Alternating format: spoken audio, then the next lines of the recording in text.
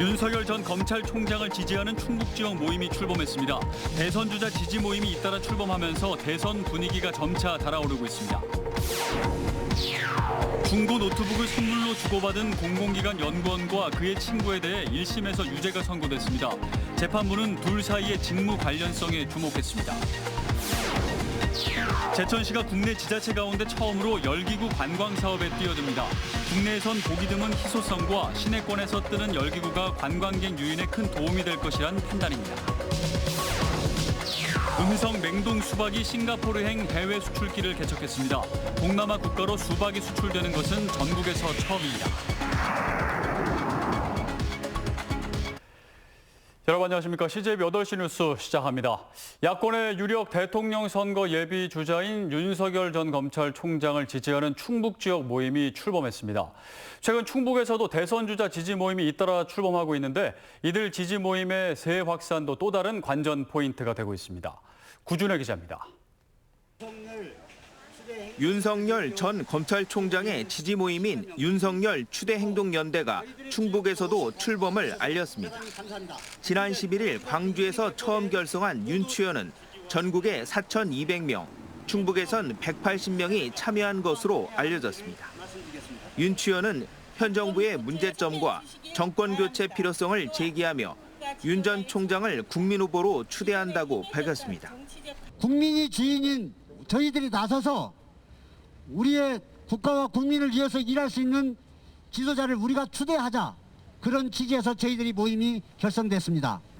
하루 전에는 이재명 경기지사의 충북 지역 정책개발 모임인 청명이 출범식을 가졌습니다. 진보 개혁 성향의 교수와 연구자, 전문가, 시민사회 활동가 등 40여 명이 참여했으며 앞으로 100명까지 확대할 계획입니다.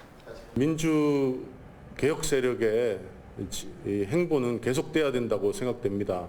검찰의 횡포 이런 것들을 이제 막아야지 되고 호시탐탐 이제 그 보수 세력의 준동이 우려가 됩니다.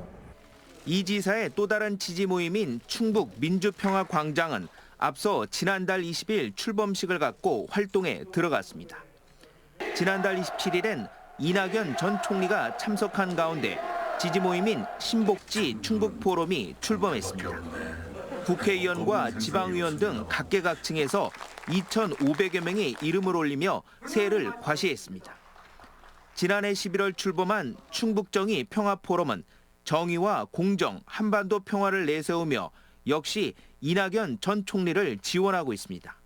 정세균 전 총리도 경제 대통령을 기치로 내걸고 본격 출마를 선언하면서 조만간 충북에서도 지지 모임이 결성될 전망입니다. 여야 잠룡들의 대권 경쟁이 본격화됨에 따라 지역에서도 대선 분위기가 점차 달아오르고 있습니다. CJB 구준혜입니다. 인구 고령화 등으로 재활 의료 수요가 빠르게 늘면서 보건복지부에서 공공재활병원 건립 공모에 나섰습니다. 현재 전국에서 충북과 전북만 없는데 충북이 정부 공모를 사실상 포기했습니다. 여러 이유가 있긴 한데 그럼에도 공공재활병원이 꼭 필요하다는 간절한 호소가 이어지고 있습니다. 진기훈 기자입니다. 뇌병변 장애를 앓는 정태호 씨는 재활치료를 사실상 포기했습니다. 전문적인 치료가 가능한 병원이 부족해 석 달씩 기다려야 하는 입원 치료는 꿈도 꿀 수 없었고 생업을 병행하며 치료 시간을 맞추기도 어렵습니다. 시간이 모자라니까 못하니까 이 장애가 점점 심해져서 제가 이 팔을 양쪽을 다 못 쓰게 됐어요. 전문 병원이 있었다면 재활 수요가 빠르게 늘면서 보건복지부가 최근 전국에서 권역 재활병원이 없는 충북과 전북에 공모를 했습니다. 하지만 충청북도는 공모에 응하지 않겠다는 방침입니다. 현재 도내 재활병원의 병상 가동률은 67%로 여유가 있고 앞으로 들어설 소방병원과 청주의료원의 공공어린이 재활병원 등을 활용하면 환자 수용엔 문제가 없다는 판단입니다. 여기에 국비와 지방비가 각각 135억 원씩 투입되는데 도는 실제 지방비 부담이 300억 원이 넘을 걸로 보고 있습니다. 장애인 단체들은 이에 대해 충청북도가 공공의료를 경제 논리로 접근하고 있다며 반발하고 나섰습니다. 장거리 치료로 지쳐서 치료를 포기하고 그런 상황을 더 이상 반복하고 싶지는 않습니다. 집 가까운 곳에서 치료를 받을 수 있도록 공공재활병원 건립을 촉구하는 바입니다. 특수재활치료는 민간에서 감당하기 어려워 공공재활병원이 필요하다는 의견도 나옵니다. 특수재활치료를 할 수 있는 것은 민간에서는 하지 않고 있기 때문에 공공의 영역에서 적자를 보더라도 투자가 필요한 사업입니다. 민간 병원이 가지고 있지 못한 특수한 분야의 기능들, 그것들을 공공 부분에서 하자. 정부의 권역재활병원 건립 공모 마감은 오는 22일. 전북이 이번 공모에 응하기로 하면서 충북은 전국에서 유일하게 권역재활병원이 없는 곳이 될 처지입니다. CJB 진기훈입니다. 김영란법 시행 이후 사회 상규에 따라 허용되는 금품의 범위도 좁혀지고 있습니다. 중고 노트북을 선물로 주고받은 공공기관 연구원과 그의 친구에 대해 1심 재판부가 유죄를 선고했습니다. 재판의 쟁점, 이태현 기자가 전해드립니다. 청주 오송에 위치한 보건복지부 산하 공공기관 연구원 A씨는 지난 2019년 6월 자신의 직장 주차장에서 지인 B씨로부터 노트북을 교부받은 혐의로 기소됐습니다.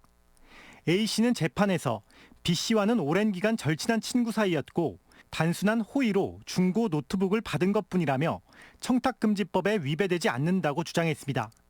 하지만 재판부는 둘 사이의 직무 관련성에 주목했습니다. B씨는 A씨가 속해 있는 공공기관에 지난 2018년과 19년 세 차례에 걸쳐 3천만 원 상당의 제품을 공급했고 이 중 A씨는 선정 과정에 한 차례 관여하기도 했습니다. 때문에 이 둘은 직무 관련성 내지 대가성을 의심받을 수 있는 사이에 있고 이들이 주고받은 165만 원 상당의 중고 노트북은 사회 상규에 따라 허용되는 금품으로 볼 수 없다고 판단했습니다. 이에 따라 청주지법 1심 재판부는 A씨와 B씨 모두에게 청탁금지법 위반 혐의로 벌금 300만 원을 선고했습니다. CJB 이태현입니다. 제천시가 국내 지자체 가운데 처음으로 열기구 관광 사업에 도전장을 냈습니다. 오늘 제천 도심을 날아오르는 시범 비행이 있었는데요. 빠르면 오는 9월부터 열기구를 띄워 제천 도심 관광 활성화에 보탬이 되도록 할 계획입니다. 이윤영 기자입니다. 거대한 풍선에 뜨거운 열기를 불어넣자 두둥실 떠오릅니다. 하늘로 유유히 날아오른 열기구가 달력 속 사진 같은 풍경을 선사합니다. 제천 의림지와 의림지뜰, 주변 산하와 제천 시내가 마치 꿈결처럼 발 아래로 펼쳐집니다. 저는 지금 제천 시내 800m 상공을 날고 있는데요. 하늘을 나는 짜릿함과 함께 제천 시내를 한눈에 담을 수 있는 특별한 경험을 할 수 있습니다. 제천시가 국내 지자체 가운데 처음으로 열기구 사업에 뛰어듭니다. 국내에선 보기 드문 희소성과 시내권에서 뜨는 열기구가 관광객 유인에 큰 도움이 될 것이란 판단에 섭니다. 이상천 제천시장과 시의원들은 시험 비행을 통해 비행 조건과 안전 여부 등을 점검하고 기대감을 감추지 않았습니다. 자유형 비행을 하면 새벽에 뜨고 이렇게 하니까 좀 체력 강에도 상당히 도움이 될 거다 생각을 해서 제천을 열기구의 메카로 좀 만들어 볼까 이렇게 생각을 하고 전략적으로 저희들이 움직여 볼 생각을 가지고 있습니다. 열기구 석 대를 제작해 빠르면 오는 9월부터 계류 비행에 나서는 한편 내년 4월부터는 제천 비행장 반경 3km를 1시간가량 운행하는 자유비행도 본격 실시할 계획입니다. 세명대와 산학 협력을 통해 청년 일자리 사업의 하나로 열기구 조종사를 양성하는 방안도 추진 중입니다. 또한 오는 10월 한방 바이오 박람회 기간에 열기구 체험을 실시하고 전국 열기구 선수권 대회도 유치해 새로운 항공 레저 스포츠 도시로 발돋움한다는 전략입니다. CJB 이윤영입니다. 코로나19가 시작되고 과수화상병과 폭우, 냉해까지 겹치면서 농가들의 고충은 이루 말할 수 없을 정도인데요. 하지만 위기를 기회로 극복하기 위해 음성 냉동 수박이 지난해 러시아에 이어 올해는 싱가포르행 해외 수출기를 개척했습니다. 박원 기자입니다. 가스확한 수박들이 큰 보관함에 담긴 채 선별장으로 들어옵니다. 선별기를 통해 당도와 크기별로 분류됩니다. 종이박스에 예쁘게 포장된 상태로 변신한 음성 냉동 수박은 이제 싱가포르 수출길에 오르게 됩니다. 11브룩스 이상만 되는 수박만 선별해서 수출을 하고 있습니다. 전체 1000통, 7톤 규모로 현지 판매 가격 기준 $30,000의 수익을 기록할 것으로 예상됩니다. 동남아 국가로 수박이 수출되는 것은 전국에서 처음인데 코로나 시국에 수박 수출길을 열었다는 점에서 큰 의미가 있습니다. 처음에는 비록 여러 가지 어려움이 있지만 그것을 극복해서 반복적인 수출을 하면 인지도가 향상됨으로써 나중에 한국의 명품 수박으로 자리 잡게 될 것입니다. 지난해 러시아에 이어 두 번째 수출에 성공했고 올 여름 안에 러시아나 인도네시아에 추가 수출될 가능성도 높습니다. 외국으로 수출함으로 인해서 우리 다울찬 맹동 수박의 인지도가 높아짐으로 인해서 농가 소득의 매출 증대에 많은 도움을 줄 것으로 기대를 하고 있습니다. 큼지막하고 아삭아삭한 식감을 자랑하는 맹동 수박은 다음 달 5일쯤 싱가포르에 도착해 현지 마트 등에서 프리미엄 전략으로 판매될 전망입니다. CJB 박원입니다. 공간이 바뀌면 사람도 일하는 방식도 바뀐다고 하죠. 그럼 학교 교실이라면 어떨까요? 청주의 한 초등학교에서 이런 실험이 시작됐습니다. 홍우표 기자입니다. 초등학교 1학년 아이들의 수업이 한창인 교실. 아이들의 체형에 맞춘 책걸상이 눈에 띕니다. 이뿐만이 아닙니다. 바닥은 다른 학교의 교실과 달리 온돌방입니다. 유치원에서 올라온 아이들이 환경의 변화에 따라 겪게 되는 충격을 줄여주기 위한 세심한 배려입니다. 교실 뒤편에는 다락방, 벌집 형태의 별도 공간을 만들어 아이들이 책을 읽고 놀 수도 있습니다. 집 같고 놀이터 같은 교실. 다락방도 있고 바닥도 따뜻하고 저기에 놀 수 있는 데서 집처럼 편하고 좋아요. 행복품터에서 신나게 놀아서 좋아요. 청주 사직초등학교에서 시작된 교육 실험입니다. 공간의 변화가 곧 사람의 변화. 학생들의 발달 단계를 고려해 학습뿐만 아니라 놀이, 휴식 등 복합시설로 교실을 꾸며가고 있습니다. 가장 큰 특징은 아이들의 적극적인 의견을 들어 창조된 공간이라는 것입니다. 이번 여름방학에는 고학년 교실까지 모두 새로운 공간으로 개조됩니다. 지금 현재 교실은 아직까지 저희가 2000년 이전 시대의 교실 모습을 그대로 크게 변화 없이 사용하고 왔다면 저희가 아이들의 그런 의견을 받아서 좀 더 아이들이 즐겁고 쾌적하고 원하는 환경 속에서 공부할 수 있는 미래형 교실 모습으로 획일화된 직사각형 교실에서 초중고 12년을 보낸 아이들에게 창의적 사고를 요구하는 건 어른들의 욕심일 것입니다. 미래 교육은 교실 공간의 혁신을 빼놓을 수 없습니다.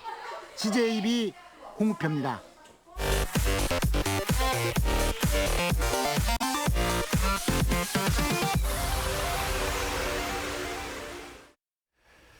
도내 코로나19 신규 확진자는 11명이 추가로 발생했습니다. 진천과 음성에선 혁신도시 보습학원 관련 확진자 4명이 추가로 발생했고 전날 확진된 50대 직장 동료의 추가 감염 사실도 확인됐습니다. 청주에선 외국인 선제 검사에서 1명이 확진됐고 영동에선 발열과 기침 증상을 보인 50대와 동거 가족이 코로나19 양성 판정을 받았습니다. 도내 코로나19 누적 확진자는 3,208명으로 늘었습니다. 충청북도는 노래 연습장과 외국인 근로자 직업 소개소에서 집단 감염이 발생한 청주시를 대상으로 특별 방역 대책을 추진한다고 밝혔습니다. 오늘자로 집합 금지가 종료되는 노래 연습장에 대해선 영업 재개 전 사용자와 종사자의 자가 검사를 적극 권고하고 현장 점검에 나설 방침입니다. 직업 소개소에 대해선 전반적인 방역 수칙 준수 여부를 확인하기로 했습니다. 또한 특별 방역 대책 기간 동안 코로나 관련 위반 사항에 대한 신고 포상제를 도입하고 물놀이장과 유원지 등에 대한 방역 집중 지도 점검도 추진할 예정입니다. 학부모의 83%가 전면 등교에 찬성하는 것으로 나타났습니다. 참교육을 위한 전국 학부모회 청주지회가 학부모 1,154명을 대상으로 한 설문조사 결과 전체의 83%가 전면 등교에 찬성, 17%가 반대한다고 응답했습니다. 전면 등교에 찬성하는 학부모들은 원격 학습으로 기초학력 부진 등 학력 저하, 불규칙한 생활 습관에 대한 우려가 컸습니다.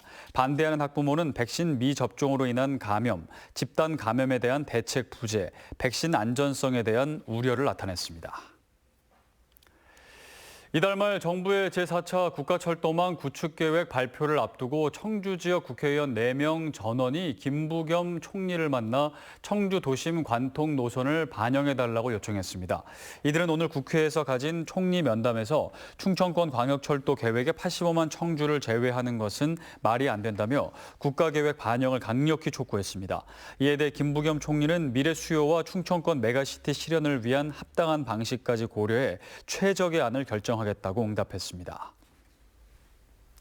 충주시가 이달 중 라이트월드 강제 철거에 나설 방침인 가운데 투자자들이 충주시청사를 점거하며 시위에 나서는 등 반발이 거세지고 있습니다.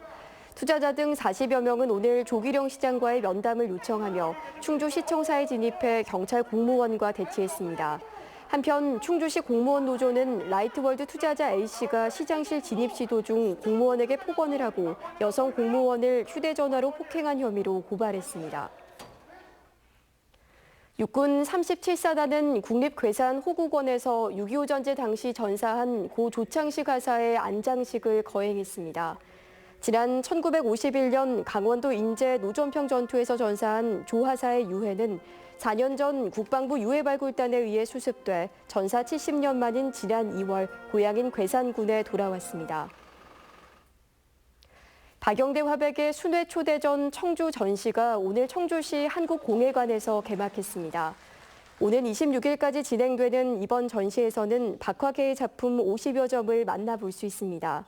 청주 전시가 마무리되면 6월 28일부터는 충주 관아갤러리에서 7월 5일부터는 제천 시민회관에서 전시가 이어질 예정입니다. 청주시가 4차 산업혁명 시대의 직지를 재조명하기 위해 직지와 미래기술을 주제로 토크 콘서트를 개최했습니다. 한범덕 청주시장 등 분야별 전문가 6명은 직지에 대한 역사 문화적 사실과 4차 산업기술에 따른 기록문화의 미래 등에 대해 발표하며 온라인 방청객과 소통하는 시간을 가졌습니다. 80대 남성이 숨진 채 발견돼 경찰이 수사에 나섰습니다. 청주 상당경찰서는 오늘 오후 3시 반쯤 청주시 남일면의 한 개울에서 80대 남성 A씨가 숨진 채 발견됐다고 밝혔습니다.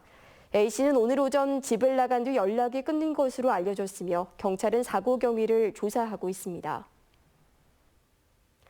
청주 아파트 매매 가격이 35주 연속 상승했습니다. 한국부동산원이 오늘 발표한 주간 아파트 가격 동향에 따르면 청주 아파트 매매 가격은 0.25%로 상승폭을 키우며 지난해 10월 둘째 주 이후 35주 연속으로 상승세를 이어갔습니다. 청주는 이번 주에도 전세 가격도 0.2%나 올라 전세값 강세 현상이 좀처럼 꺾이지 않고 있습니다.